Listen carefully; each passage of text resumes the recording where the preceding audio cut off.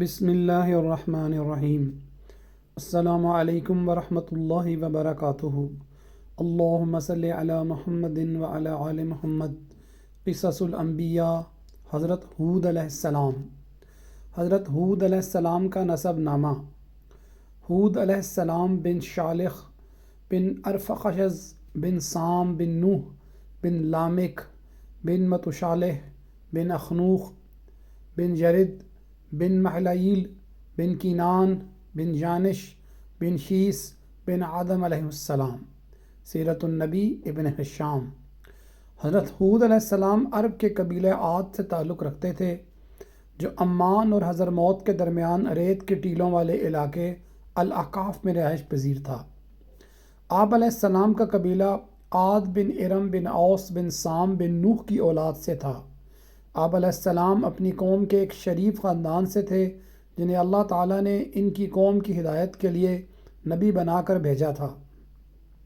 اللہ تعالیٰ نے آپ علیہ السلام کا ذکر قرآن مجید میں 7 مقامات پر فرمایا ہے، اور ایک پوری سورت سورہ ہود بھی آپ علیہ السلام کے نام سے نازل ہوئی۔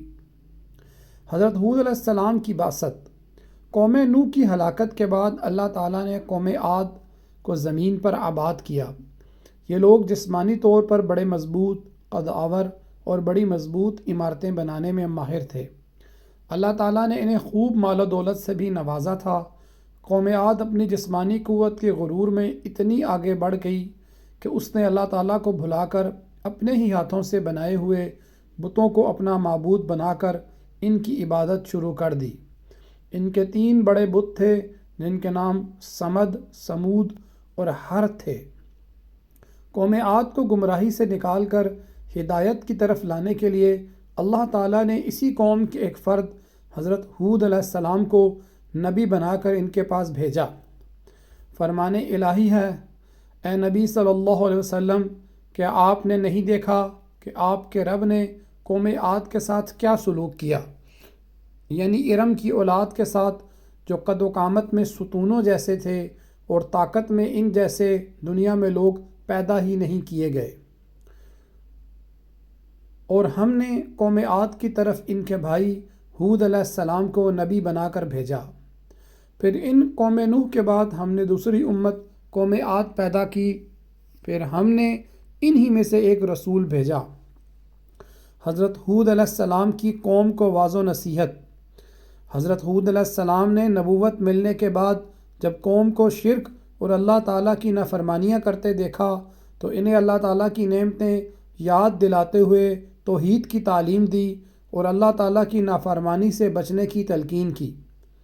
فرمان الہی ہے: انہوں ہود علیہ السلام نے کہا کہ اے میری قوم، تم اللہ کی عبادت کرو، اس کے علاوہ تمہارا کوئی حقیقی معبود نہیں، کیا تم پرہیزگار نہیں بنو گے؟ ہود علیہ السلام نے کہا کہ اے میری قوم، اللہ ہی کی عبادت کرو، اس کے علاوہ تمہارا کوئی معبود نہیں، تم تو صرف بہتان باندھ رہے ہو۔ اے میری قوم، میں تم سے اس تبلیغ پر کوئی اجرت نہیں مانگتا، میرا اجر تو اس اللہ کے ذمے ہے جس نے مجھے پیدا کیا ہے، تو کیا پھر بھی تم عقل سے کام نہیں لیتے ہو؟ جب ان عاد کے بھائی ہود علیہ السلام نے ان سے کہا، کیا تمہیں اللہ کے عذاب کا خوف نہیں ہے؟ میں تمہارے لیے امانت دار رسول ہوں، لہٰذا تم اللہ کے عذاب سے ڈرو اور میری اطاعت کرو۔ میں اس تبلیغ پر تم سے کوئی اجرت نہیں مانگتا، میرا اجر تو رب العالمین کے ذمے ہے۔ تمہیں کیا ہو گیا کہ تم ہر اونچی جگہ پر بے فائدہ یادگار عمارت بنا ڈالتے ہو، اور تم بڑی مضبوط عمارتیں بناتے ہو جیسے کہ تم ہمیشہ یہیں دنیا میں رہو گے، اور جب تم کسی پر ہاتھ ڈالتے ہو تو سرکش ظالم بن کر ہی ڈالتے ہو۔ تم اللہ کے عذاب سے ڈرو اور میری پیروی کرو، اس ذات سے ڈرو جس نے وہ کچھ تمہیں دیا ہے جو تم جانتے ہی ہو۔ اس نے تمہاری مدد کی جانوروں اور اولاد سے، باغات اور چشموں سے، مجھے تو تمہارے بارے میں بڑے دن کے عذاب کا خطرہ ہے۔ اے پیغمبر صلی اللہ علیہ وسلم، آپ عاد کے بھائی ہود علیہ السلام کا واقعہ سنائیے، جب اس نے اپنی قوم کو احقاف جگہ میں ڈرایا، اور یقیناً ان سے پہلے بھی ڈرانے والے گزر چکے تھے اور ان کے بعد بھی آتے رہے۔ ہود علیہ السلام نے کہا اللہ کے سوا کسی کی عبادت نہ کرو، بے شک میں تمہارے بارے میں ایک بڑے سخت دن کے عذاب سے ڈرتا ہوں۔ سورہ احقاف آیت 21۔ حضرت ہود علیہ السلام کو قوم ہود کا جواب۔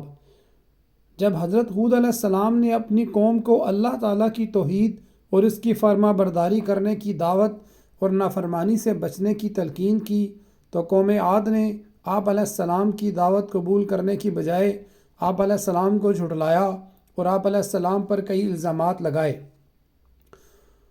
ان کی قوم کے کافر سرداروں نے کہا کہ ہم تو تجھے ایک طرح کی بے وقوفی میں مبتلا دیکھ رہے ہیں اور ہمارے خیال میں تم جھوٹے ہو۔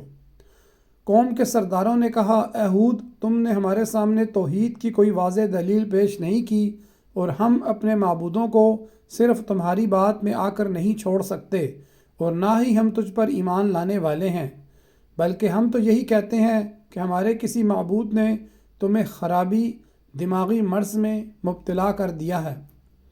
اور ان کی قوم کے وہ سردار جنہوں نے کفر کیا اور آخرت کی ملاقات کو جھٹلایا تھا اور ہم نے انہیں دنیاوی زندگی میں خوشحال بنا رکھا، وہ کہنے لگے کہ یہ رسالت کا دعوے دار تو تم جیسا ہی انسان ہے، یہ بھی وہی کھانا کھاتا ہے جو تم کھاتے ہو اور وہی پیتا ہے جو تم پیتے ہو، اور اب اگر تم نے اپنے ہی جیسے ایک انسان کی پیروی کر لی تو یقیناً تم بڑے خسارے میں رہو گے۔ کیا یہ تم سے اس بات کا وعدہ کرتا ہے کہ جب تم مر کر خاک اور ہڈی رہ جاؤ گے تو تم دوبارہ قبروں سے زندہ کر کے نکالے جاؤ گے؟ یہ تو ناممکن بات ہے جس کا تمہیں وعدہ دیا جا رہا ہے۔ زندگی تو صرف یہی دنیا کی زندگی ہے، ہم میں سے کچھ لوگ مرتے ہیں اور کچھ دوسرے پیدا ہوتے ہیں، اور ہم ہرگز دوبارہ نہیں اٹھائے جائیں گے۔ یہ تو ایک ایسا آدمی ہے جس نے اللہ پر جھوٹ باندھا ہے، ہم تو کبھی بھی اس پر ایمان لانے والے نہیں ہیں۔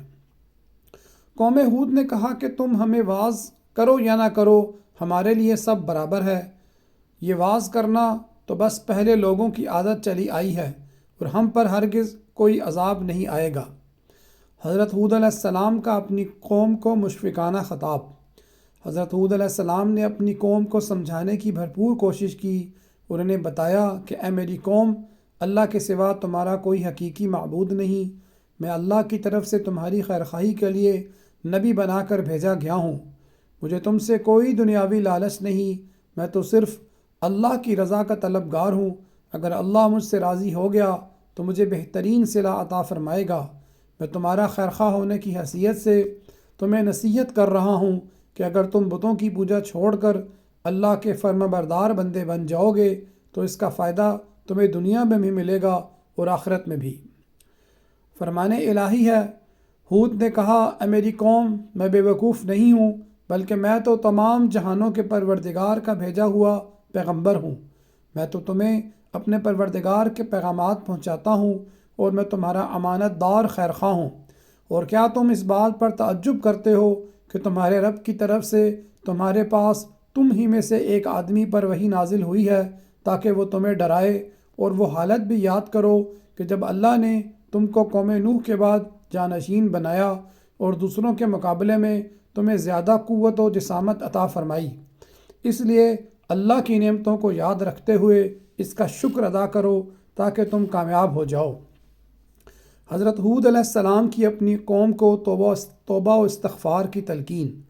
انسانی تاریخ کا مطالعہ کرنے سے پتہ چلتا ہے جب کسی بھی معاشرے میں ظلم و زیادتی، سرکشی، فتنہ و فساد، قتل و غارت، کفر و شرک اور دیگر برائیاں پھیل جاتی ہیں، لوگ شکر گزاری کی بجائے ناشکری کی راہ اختیار کرتے ہیں تو ایسے معاشرے عذاب الہی کا شکار ہو جاتے ہیں۔ لیکن اگر یہی قومیں اپنے گناہوں سے باز آ جائیں اور اللہ کے حضور گڑ گڑا کر توبہ استغفار کریں اور اللہ کے شکر گزار بندے بن جائیں تو نہ صرف اللہ ان کو دی ہوئی نعمتوں میں اضافہ فرماتا ہے بلکہ انہیں لمبے عرصے تک مزید نعمتوں سے فائدہ اٹھانے کا موقع دیتا ہے۔ جیسا کہ حضرت ہود علیہ السلام نے دنیا و آخرت کا فائدہ بتاتے ہوئے انہیں اپنے گناہوں پر شرمندہ ہونے اور توبہ و استغفار کی تلقین کی تاکہ اللہ رب العزت راضی ہو کر ان پر مزید نعمتوں کی بارش فرما دیں۔ فرمان الہی ہے، اے میری قوم، تم اپنے پروردگار سے اپنے گناہوں کی معافی مانگو اور اسی سے توبہ کرو، وہ خوب برسنے والے بادل تم پر بھیج دے گا اور تمہاری موجودہ قوت پر تمہیں مزید قوت دے گا اور تم مجرموں کی طرح حق سے منہ نہ پھیرو۔ السلام علیکم ورحمۃ اللہ وبرکاتہ۔